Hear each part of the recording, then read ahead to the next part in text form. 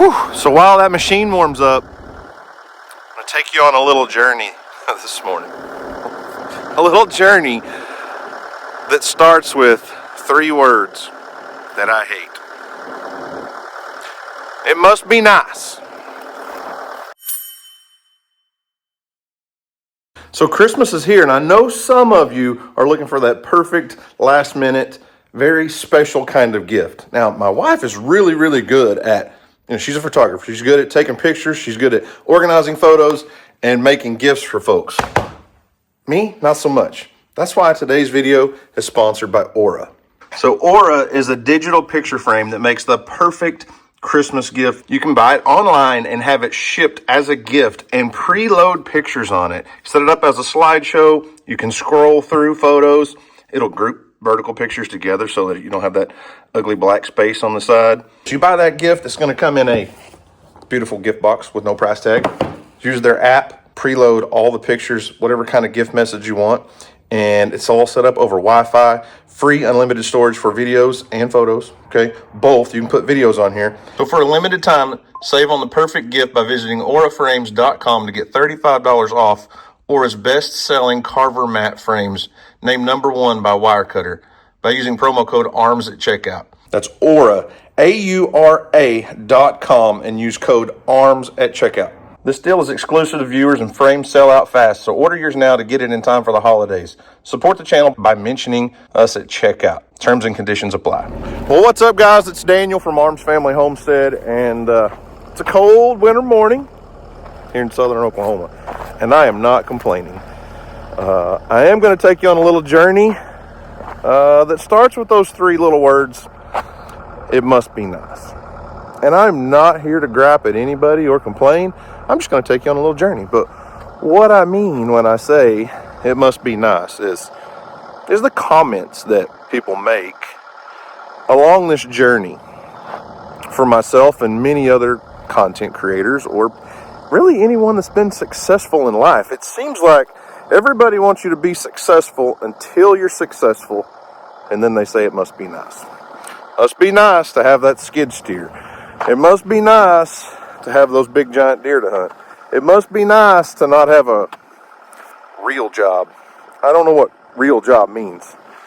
I had a 14-year-long career in law enforcement, and it was a stressful job. But I promise you, being self-employed is the most rewarding job I've ever had. But I work a lot more hours. I put a lot more time into this than I ever did any other job. So, I'm not griping. I'm not griping at anyone. But I am going to take you on a little bit of a journey today through one aspect of what I'm doing and where I'm at. Because at the end of the year, I like to reflect back, okay? I always do this. I reflect back on the year, and that's one thing I love about having a whole library of YouTube videos, is I can go back and look and see those top moments throughout the year. I can go back and relive some of those things. And one of those things, or what we're going to talk about today, is this piece of property that I'm standing on right now. It must be nice. This is a 160-acre piece of property that I have lived next to my entire life, that I do not own. But if you go all the way back to October of 2023, I leased this 160 acres from my neighbor. And the lady that owns it, it's been in her family all of her life. And it's not what it used to be. It's not what it could be. And I saw an opportunity as a content creator who had farm equipment, who had construction equipment, to be able to come in and make this place what it could be and make it something that she can be proud of. Even though I don't own it, even though I don't have the real opportunity to buy it, it's not for sale. Why would I do that?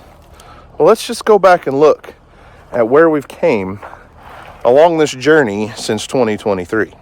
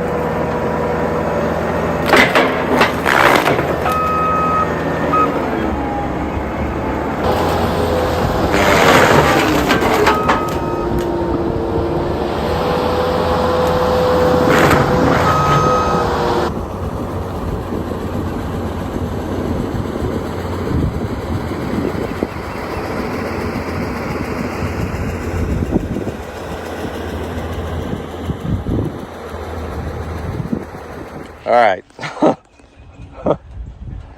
That is a lot of cedar trees cut in just a few hours.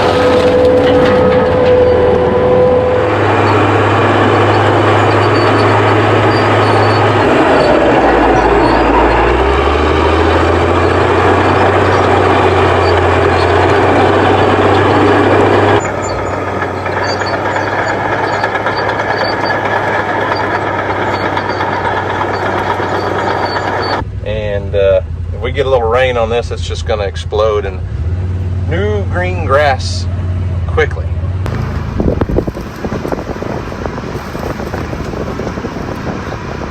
Oh, along the way here, the pond is dry. I am going to do some work today. That's the reason I'm warming up the skid steer. I'm going to do some grading work, some touch-up stuff. It's not muddy now, but this stuff was just gumbo soup. And it's been drying out here for a month or so now. We're past rifle season, so I'm going to try to clean some of this up some so that when the grass and things start growing, I can take care of it. So cedar trees have long been a hated enemy of mine. I don't like cedar trees. And if you look across here now, this native grass pasture, you saw what it looked like. It was completely covered in cedar trees. You couldn't walk through portions of it. And you look out across here, and there's native grass growing now. You don't see cattle. We're on the NRCS program. We're on a grazing hold. They're paying us through the NRCS program to not graze it so that the grass can regrow, so that it's not overgrazed. And I had 2024 work that had to be completed, 2025 work. So much work has gone into this piece of property, but I don't own it. It must be nice. I came up with a plan that I wanted to take care of this piece of dirt. Even though I don't own it, even though it's not for sale, I wanted to make it better. And I had to find a way. I had to find a way to make it even make sense. I realize not everyone's a content creator. I realize not everyone is in a position to come out here and get on a tractor, get on a skid steer, and make content to make money to make this work. I pay an annual lease for this property. I'm paying her to work on her property. So I have to make it profitable. And that's obviously where you guys come in. That's where the content creation comes in. But you've got to find a way. You've got to find a way to make it happen. It's not always going to be easy. If you live somewhere and you want a piece of property that you can hunt on, you've got to find a way to make it happen. If you live somewhere in town and you want a place that you can build a pond that your kids can fish in, it doesn't always have to be your dirt. You can find a way to make it happen. Although we need to find a way to make it rain. If you could send a little rain our way and fill this pond up, it sure would help. But like I said, I don't own this property. She could come in here next year and say, hey, Daniel, you're off the lease. We're taking it back. It's ours. It'd probably break my heart, but it was not done in vain. While I do pay for the lease, I make money on this piece of property. I found a way to take someone else's property, to pay them to let me use it to further my career. And it's not just about the money. It's about the experience, the family experience. Because, you remember that big buck that Houston harvested? That big giant 165-inch deer we scored it the other day. Scored 165. That he shot on, well, technically on our property.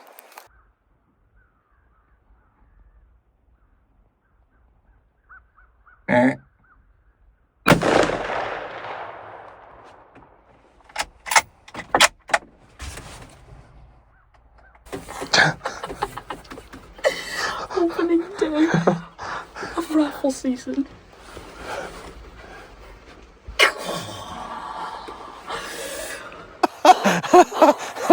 Oh my goodness. Oh my gosh. This is what it's about, guys. This was not even our intentions today.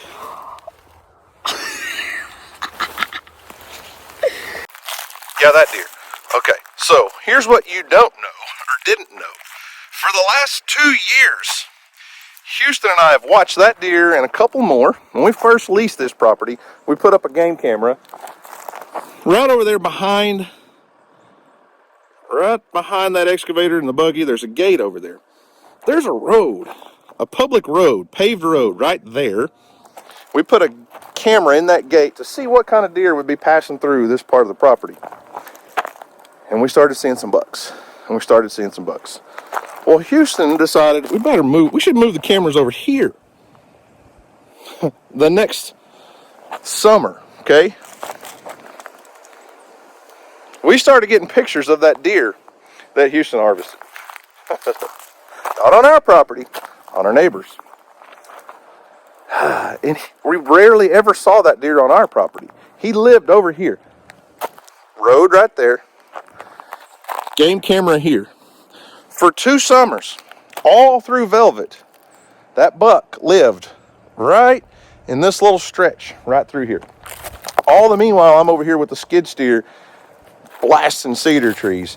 We ended up over here with a bulldozer this fall, late summer, early fall, with a bulldozer doing all this work. And those bucks lived right here on this property. Now they travel some when the rut comes around. That's why Houston ended up harvesting him on our property. But we found a way.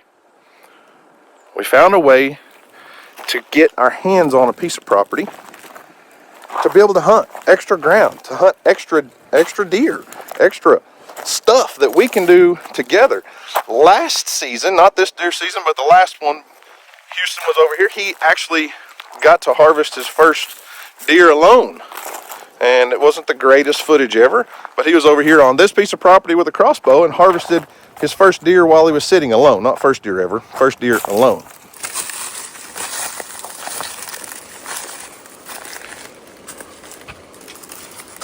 Which chair are you going to sit in? This one. Okay.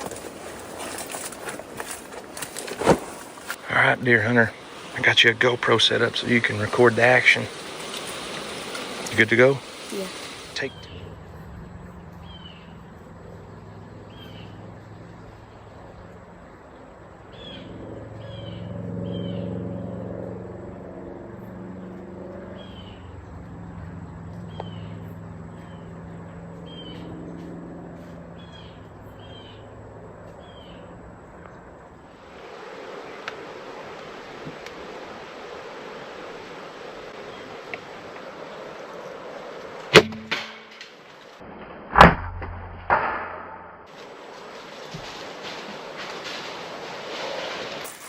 Complete pass through.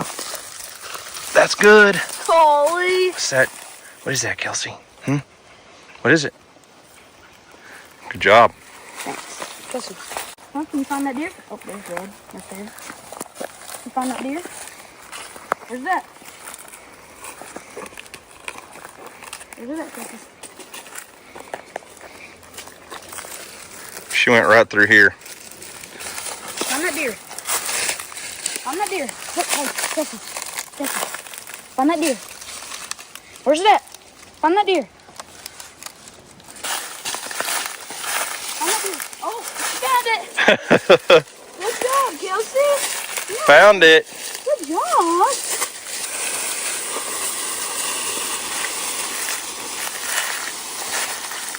And I know Houston could have easily harvested a doe on our property, but it was just a goal he set, and he found a spot. He did all the work, did everything, and harvested a deer on his own. And it was a memory that we will cherish. And I want to reiterate, you don't have to be super successful to make success happen. You don't have to be rich. You don't have to be wealthy to make things happen. This journey for us on YouTube, my wife and I talk about this a lot. This journey over the last 10 or so years, 10 plus years, has been insane. We started with 0 subscribers, just like any other YouTube channel out there. It took me, I'm not gonna lie, about a year and a half to get my first ever paycheck from YouTube, which was $100. You had to meet $100 minimum threshold. A year and a half. Must be nice. So, I love this piece of property. I love what I'm doing to this piece of property. I love working on equipment. I don't love working on equipment. I'm a horrible mechanic. I love using equipment to work on the property. I do like that. I like creating content. I like creating memories for my family. I like creating memories for you guys. I like that you guys can join us on this journey. I don't own this property, and probably never will own this piece of property. And that's okay, because I wanted to find a way that I could make it feasible to help my neighbor. Isn't that what Jesus taught? Love your neighbor. Who's your neighbor? That's the hard part. Anybody can be your neighbor, but she couldn't do this on her own. Physically, she couldn't do it. Financially, she couldn't do it. She's leased this property to many people over the years, and they couldn't do it, or chose not to do it, because it didn't make sense. They were leasing it for cattle, and they pay her a little bit, run their cows, sell their cows, but it didn't financially make sense to do all the work that I've been able to do here. And I'm not saying that to brag on me. I'm just saying, I'm challenging you. If you're not happy where you're at, find a way. Find a way. I don't know your circumstances. I don't know your life experiences. I don't know your health, your finances, all those things. But you have to find a way to find happiness this side of heaven. True happiness is found in Christ. I don't doubt that. I'm not even trying to challenge that, because you don't have to have anything on this earth. You don't get to store your treasures up here on earth and hook them up behind a hearse and take them to heaven with you, because that's not how it works. But there is happiness that can be found here on this earth, and you can help others. A lot of that happiness is found in helping others. I heard a quote many years ago when I was a trooper. I listened to audiobooks, and I wish I could remember who it was off the top of my head. I can't. Okay, I'll see if I can look it up. But the quote said, if you help enough people get what you want, you'll never have a problem getting what you want. And I truly believe that. I truly believe one of our jobs here on this planet is to help other people, help others, whether it's picking up trash in their bar ditch, or helping them pay a bill, or helping them with their property, or just giving them a phone call and saying, you're awesome, I like you, you're a good person. Encouraging somebody goes a long ways.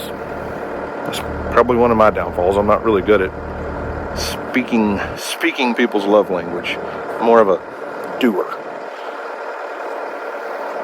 Me, not a talker. I know you guys don't believe that, but anyways, I'm gonna hop on the skid steer because I'm about to freeze and do a little bit of work and think about what I'm gonna say next, I guess.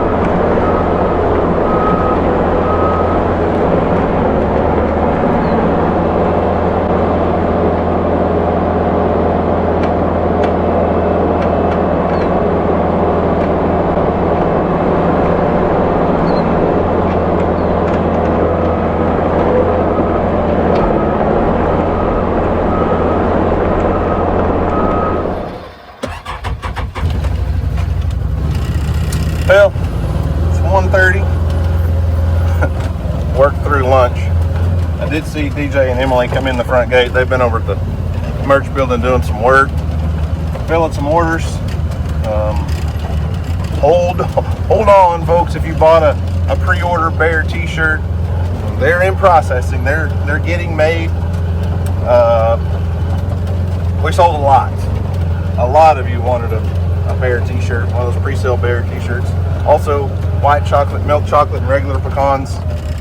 Not in stock right now. Sandbar, everything's sold out. We will be getting more of everything as soon as possible. Probably will be after the first of the year. So, got a little tractor seat therapy, I guess. A few hours of work. This mud is still a little bit too soft. So when you kind of bust through it, it's gooey underneath and doesn't want to spread well. So I kind of moved it around. It'll dry some more. Skid steer was almost froze up when I got on it earlier today. But